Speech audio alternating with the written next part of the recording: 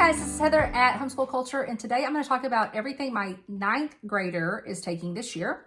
So just a little bit of backstory real quick. If you did not know, she did start 8th grade at a public school. We were attempting it this year for whatever reason, and of course, we didn't stick with it. She came home after about 8 weeks. But because she wants to actually graduate in 3 years from high school, we went ahead and started with 9th grade work, which she was like in Algebra 1 and that type of stuff anyways.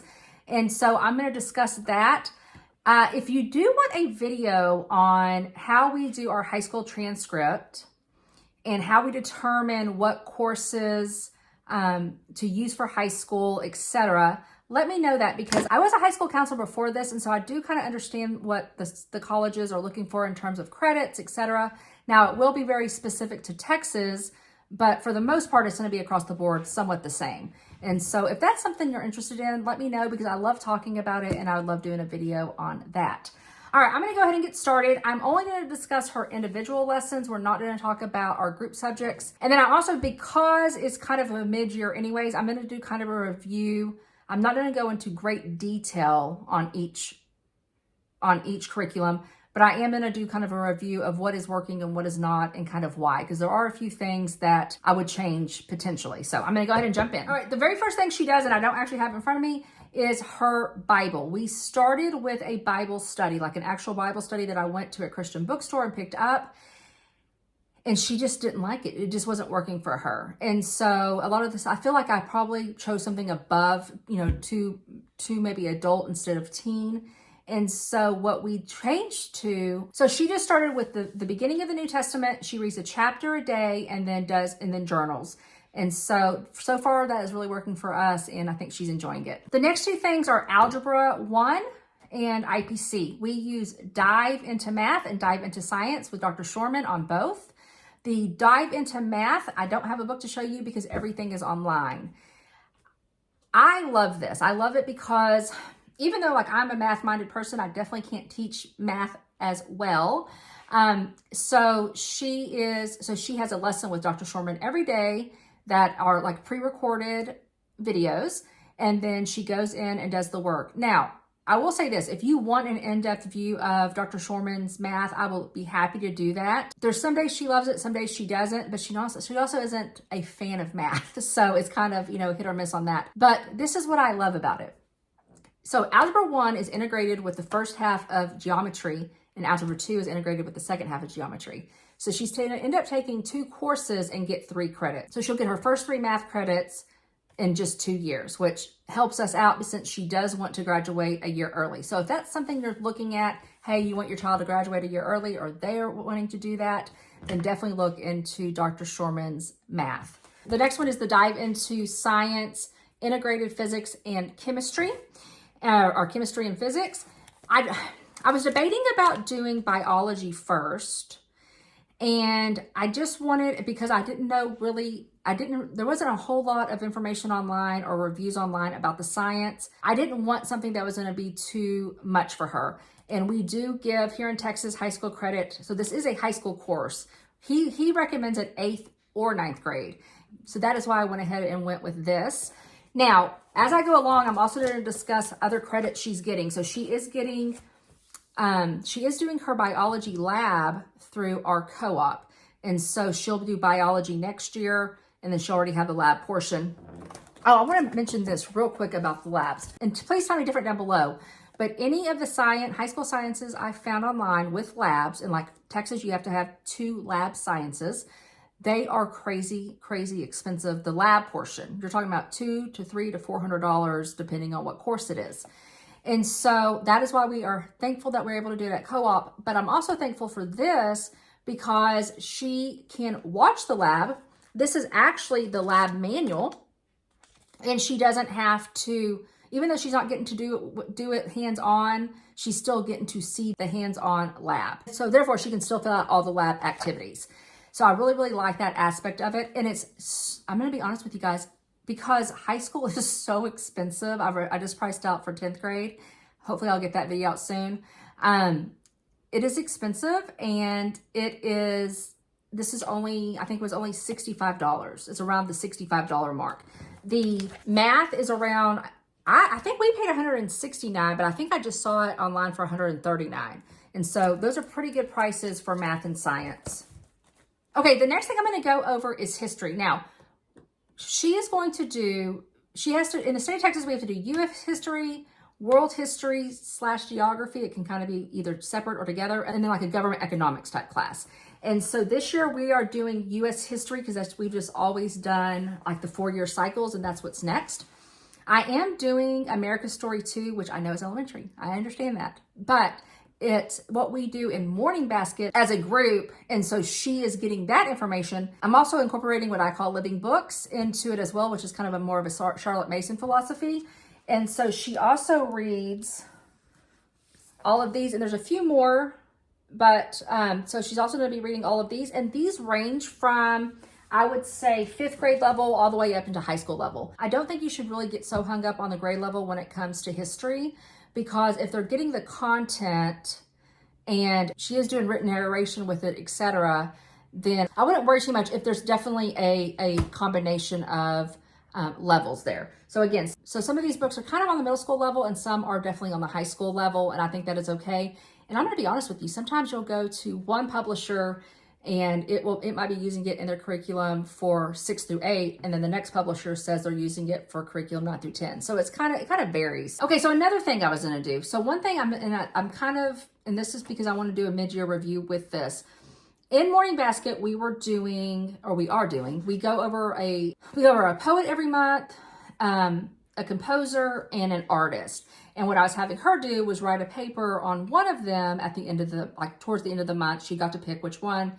And then by the time we got through 3 years of that, I was going to give her a fine art credit.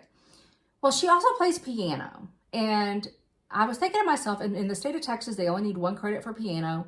And so I'm like, why am I making her do all this extra work when her day is pretty filled already? So I took that, just so you know, I took that out of the mix. We still go over at Morning Basket, but she doesn't have to write a paper on it every month. So her fine art credit for high school is piano, which she will do multiple years. So, okay, moving on. Next thing, literature. I love Memoria Press's literature, but it's a little hardcore. I'm not going to lie. It's definitely under the classical type of philosophy.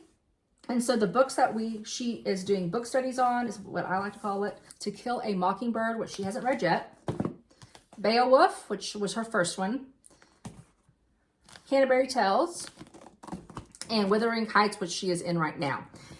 With these, there are teacher guides and student guides. And again, if you want a look through on this, I'll be happy to do it. I think this is definitely preparing her for like literature in college. Absolutely 100% going to prepare her for that, which is why I wanted to do that this year. I wanted her to get her hands on like book studies or literature studies so that when she does go to college, she has already seen this type of work. The question I always ask is, would you use it again? Yes. Will I use it next year? No, because I found something else I want to use instead. But it is great curriculum, and it's definitely, for like a college-bound student, definitely appropriate.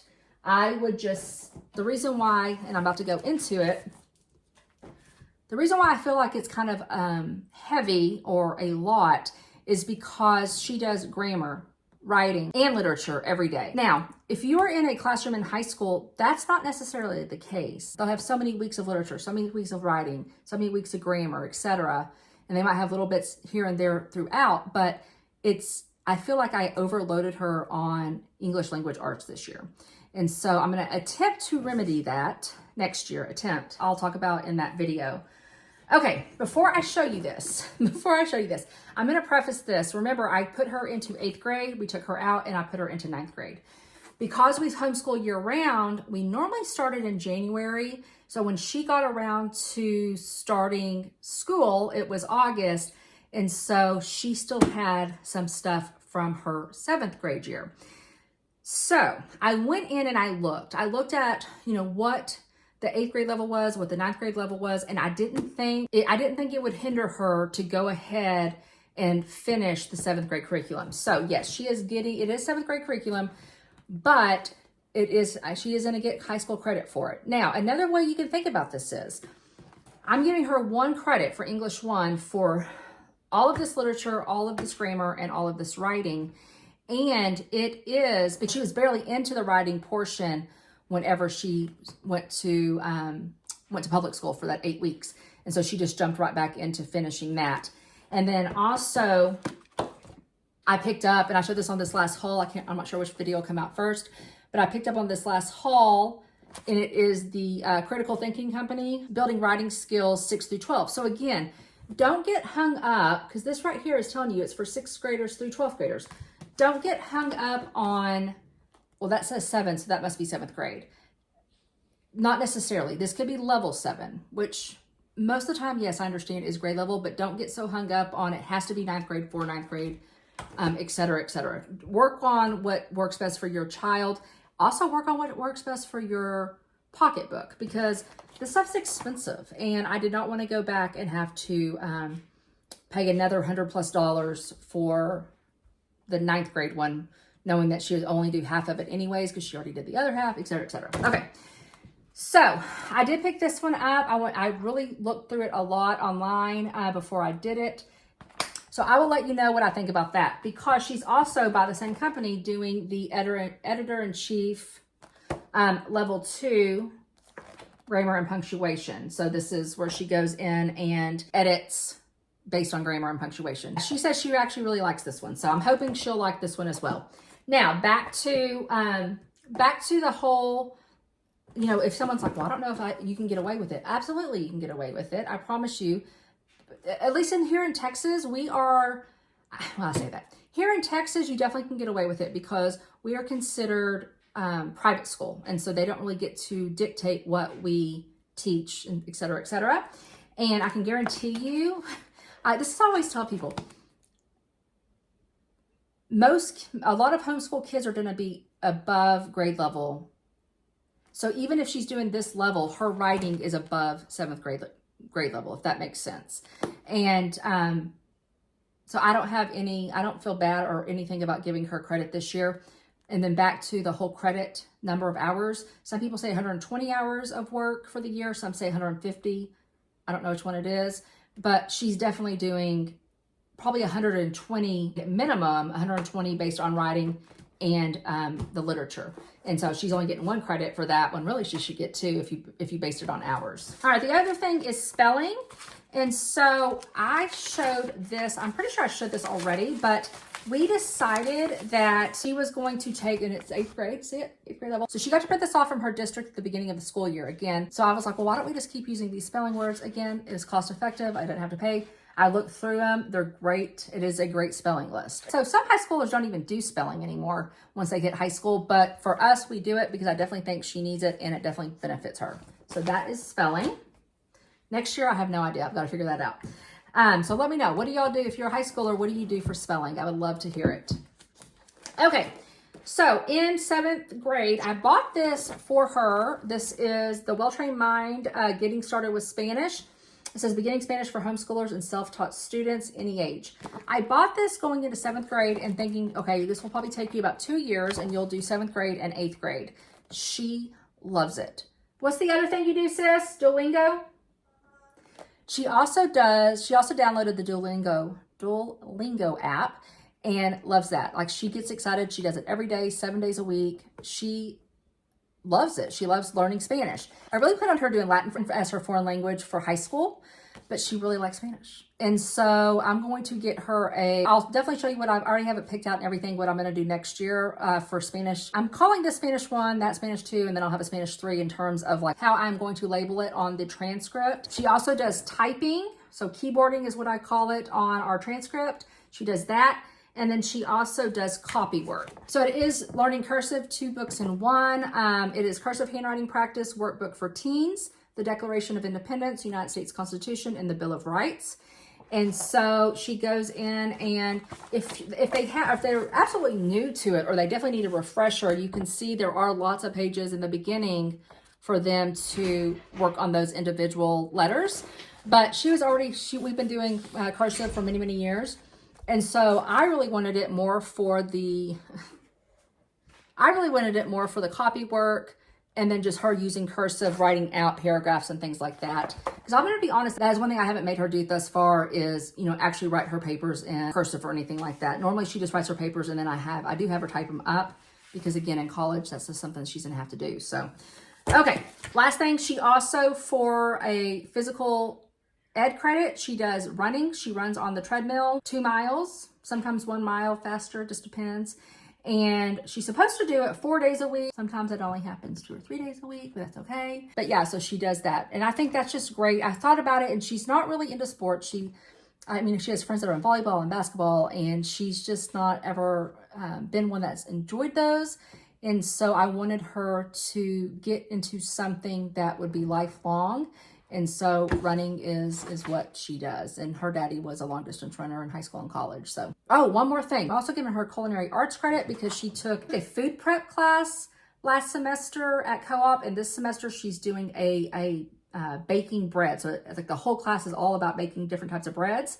And then also she's getting a personal finance credit because she's also taking that as well at our co-op. So I'm very thankful for our co-op. If you're someone who's on the fence about co-op, obviously all co-ops are very, very different.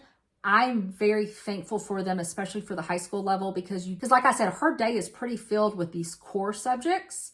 And so you get, and granted, most of them we do 4 days a week. I kind of didn't talk about that. Pretty much math is the only one she does 5 days a week. Everything else we do have 4 day a week, but you're getting to, first off, utilize other people's knowledge, right? You're going to utilize other moms and dads' knowledge that they're specifically, maybe well-trained in, and you're getting that high school credit at the same time. And she loves her personal finance class this year. So I'm very, very, very thankful for our homeschool co-op. I actually teach Microsoft Word and Excel.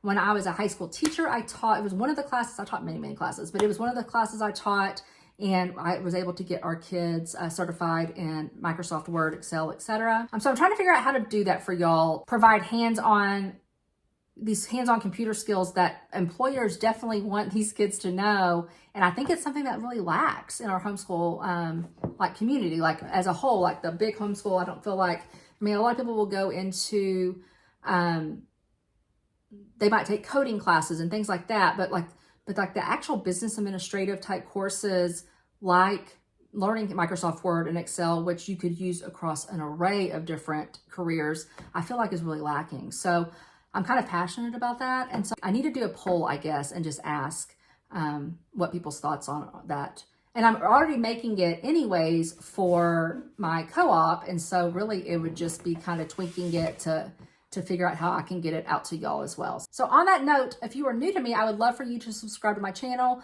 Make sure you hit that notification bell so you're updated every time I send out a new video, which I have like 3 or 4 coming out like back to back. So when you see me in the same outfit over and over again, I do have more clothes, but we are off this week and I'm trying to get a bunch of them done. So, okay. I hope you have a super blessed day and a blessed week. Let me know down below if you are a mom going into the high school years. What are your thoughts on that? Are you nervous? Are you scared? If you are already doing it, what are some different curriculum that you really love? Share that down below and just help out this community with more ideas.